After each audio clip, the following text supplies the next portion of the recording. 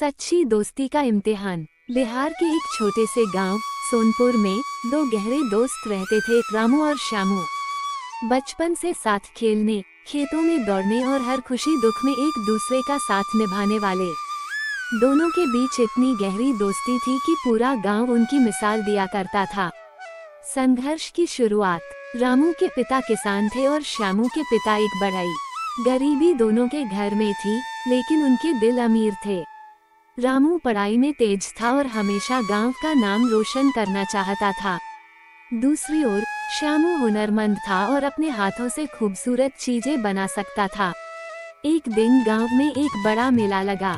राजा ने घोषणा की कि जो भी अनोखी चीज बनाएगा या कोई असाधारण हुनर दिखाएगा, उसे इनाम मिलेगा। दोनों दोस्तों ने तय किया कि वे इस मौके को हाथ से नहीं जाने देंगे।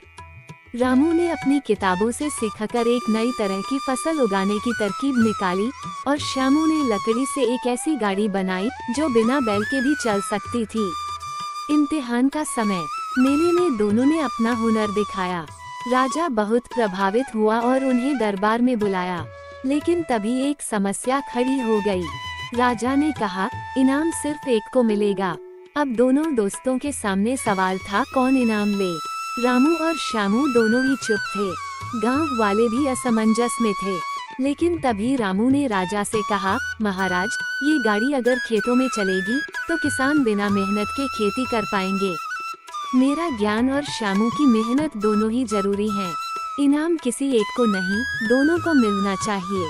राजा उनकी दोस्ती और समझदारी से बहुत खुश हुआ और दोनों को इनाम देकर कहा, सच्ची दोस्ती वही होती है जो स्वार्थ से ऊपर उठकर सोचे। अंत में रामू और श्यामू ने अपने इनाम से गांव में एक स्कूल और एक वर्कशॉप बनाई, जहां बच्चे पढ़ भी सकते थे और हुनर भी सीख सकते थे। उनकी दोस्ती की कहानी आज भी बिहार के गांवों में सुनाई जाती है। सीख। सच्ची दोस्ती वह होती है जो हर परीक्षा में खरी उतरे और एक दूसरे के साथ हमेशा खड़ी रहे।